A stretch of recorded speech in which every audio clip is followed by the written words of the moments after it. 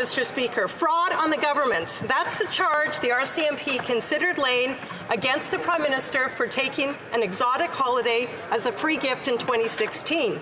Recent documents show the RCMP knew he committed the illegal act, but they also knew there was a loophole that he could have used. As silly as it might sound, the Prime Minister could have written himself a note, given himself permission to take the holiday. So my question is this: did the Prime Minister give himself permission to take that free holiday in 2016?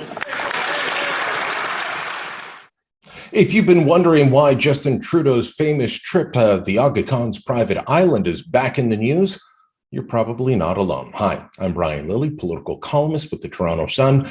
Fact is, Justin Trudeau's trip happened a long time ago. 2016 to be exact. He and a bunch of friends went down to the Aga Khans private island in the Caribbean, tropical paradise. It cost taxpayers more than $215,000.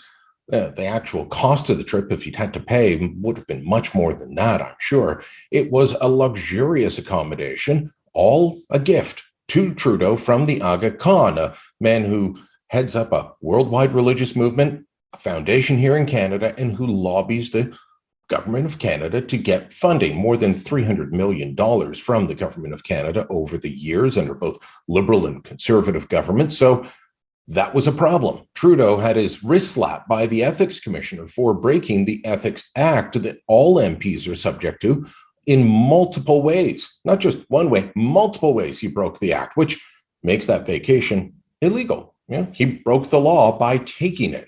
Well, turns out, and this is why it's back in the news, that Trudeau was also under potential investigation by the RCMP for committing fraud. Yes, because when you take a gift from someone you are doing business with as a government official, that's considered fraud against the government. If someone who's in charge of buying items for the Government of Canada starts taking gifts from the person selling them, well, they can be charged. They can be fined. They can be fired. They could possibly go to jail. Unlikely as it is, it could happen. It turns out the RCMP investigated this, and they went through a number of different iterations of the investigation, opening, closing it, reopening it, looking into it, and trying to determine, could Trudeau be charged with fraud? In a huge document release on this, we find a tidbit in there from the RCMP going through a chart to determine, should Trudeau be charged? Was he guilty of fraud and worthy of taking it to Crown prosecutors?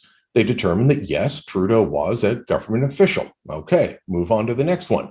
Did he take a benefit from someone doing business with the Government of Canada? Yes. Did he know that he was taking a benefit from someone doing business with the Government of Canada? Yes, absolutely he did. Now, there's a loophole in the law that says if the head of your department gives you written permission to take the benefit, you can take it and you're not in violation of the law. A strange loophole, but it's there. Well, that would mean Trudeau, as the head of government, would have to give himself permission. He admitted in the House of Commons that he didn't, but the RCMP didn't ask that question. They just said it was unknown and they dropped the investigation. Now, should Trudeau have been charged? That's a loaded political question. But the RCMP's own document shows they should have gone forward with charging him, and they didn't because they didn't know the answer. Did he give himself permission? But they also didn't ask. They felt that it wasn't in the public interest to treat Trudeau like anybody else working for the government, including perhaps the RCMP officers themselves who are subject to that same law. It is an awful situation that makes the RCMP look incompetent and inept and unable to actually police the heights of government that they're supposed to. When corruption happens at the highest level, and I'm not saying this is corruption, but when corruption happens at the highest levels of government, will you now trust the RCMP to look into it thoroughly, or to sometimes say, this could be sticky, let's look away, let's drop the investigation? Because that is what happened here, and it's completely unacceptable. Let me know what you think. Drop a comment down below, share this on social media, and don't forget to subscribe to our channel.